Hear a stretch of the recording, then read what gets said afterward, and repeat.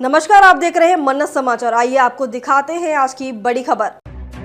America Iran के बीच ऐतिहासिक शांति समझौते पर आखिरकार सहमति बन गई है।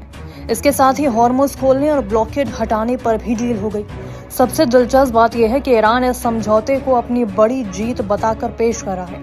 ईरान का कहना है कि उसकी जनता, सशस्त्र बलों और राजनीतिक नेतृत्व ने दबाव के आगे झुकने से इनकार किया, जिसके बाद आखिरकार अमेरिका को बातचीत की मेज पर आना पड़ा।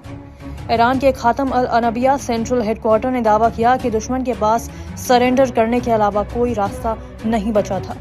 समझौते पर औपचारिक हस्ताक्षर 19 जून को स्विट्जरलैंड में प्रस्तावित है। इसके लिए ईरान के प्रमुख वार्ताकार मोहम्मद बागेर गालिबफ और विदेश मंत्री अब्बास अरागची जिनेवा पहुंचेंगे, जहां अमेरिकी उपराष्ट्रपति जेडी वेंस के साथ दस्तावेजों पर हस्ताक्षर होंगे।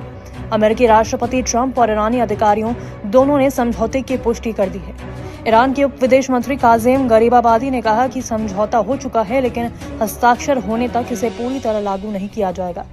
वहीं पाकिस्तान के प्रधानमंत्री शहबाज शरीफ ने सबसे पहले घोषणा करते हुए कहा कि दोनों पक्ष सभी मोर्चों पर सैन्य कार्रवाई रोकने पर सहमत हो गए हैं। उनके अनुसार ये समझौता लंबे समय तक चल रही कूटनीतिक कोशिशों का नतीजा है और इससे पूरे मध्य पूर्व में तनाव कम करने का रास्ता खुल सकता है।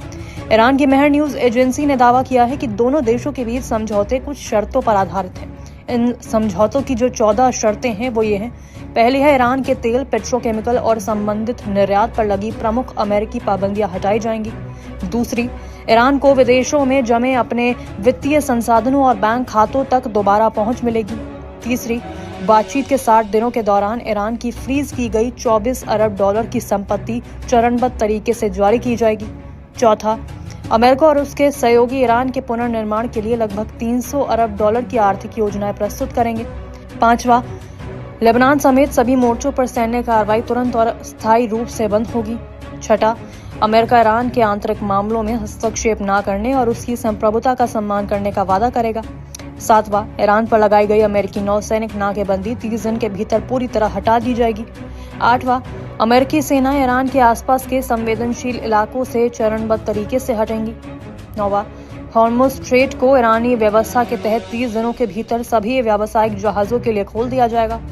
10वीं शर्त है, परमाणु मुद्दों और सभी प्रतिबंधों को हटाने पर अंतिम व्यापक समझौते के लिए 60 दिनों की नई वार्ता शुरू होगी।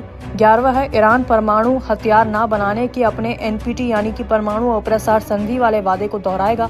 12वीं शर्त है, बातचीत के दौरान अमेरिका नई आर्थिक पाबंदियां नहीं लगाएगा और क्षेत्र में अतिरिक्त सेना भी नहीं भेजेगा। 13वीं, समझौते की पालन पर नजर रखने के लिए अंतर्राष्ट्रीय निगरानी तंत्र बनाया जाएगा और अंतिम समझौते को संयुक्त राष्ट्र सुरक्षा परिषद की मंजूरी दिलाई जाएगी। और आखिरी और 14वीं शर्त यह है कि ईरान का बैलिस्टिक मिसाइल कार्यक्रम और प्रतिरोधी समूह यानी कि रेजिस्टेंस ग्रुप्स को उसका समर्थन इस समझौते का हिस्सा नहीं होगा। कुल मिलाकर ये समझौता अमेरिका और ईरान के बीच लंबे समय से चल रहे तनाव को कम करने की दिशा में एक बड़ा कदम माना जा रहा है। ईरान इसे अपनी जीत इसलिए बता रहा है क्योंकि प्रतिबंधों में राहत, जमी हुई संपत्तियों की वापसी और हॉर्मुज स्ट्रेट खुलने जैसी कई मांगों पर उसे फायदा मिलता दिख रहा है। वहीं अमेरिका इसे इसलिए सफलता बता रहा है क्योंकि ईरान परमाणु हथियार न बनाने और आगे बातचीत जारी रखने पर सहमत हुआ है। अगर 19 जून को समझौते पर आधिकारिक हस्ताक्षर हो जाते हैं और दोनों पक्ष अपनी अपनी शर्तों को लागू करते हैं तो मध्य पूर्व में तनाव कम हो सकता है, तेल की सप्लाई सामान्य हो सकती है और दुनिया को एक बड़े युद्ध के खतरे से राहत मिल सकती है। हालांकि असली तस्वीर अगले 60 दिनों में सामने आएगी, जब ये पता चलेगा कि समझौता कागजों से निकलकर जमीन पर कितना सफल होता है। खबरों में अब तक के लिए बस इतना ही। फिर होगी आपसे मुलाकात, तब तक के लिए नमस्कार और देखते रहिए मन्नत समाचार। ऐसे ही लेटेस्ट अपडेट पाने के लिए हमारे चैनल को सब्सक्राइब करें और तुरंत नोटिफिकेशन पाने के लिए बेल आइकन प्रेस करना ना भूलें। यदि आप हमें फेसबुक या इंस्टाग्राम के माध्यम से देख रहे हैं तो हमारे पेज को फॉलो जरूर करें। धन्यवाद।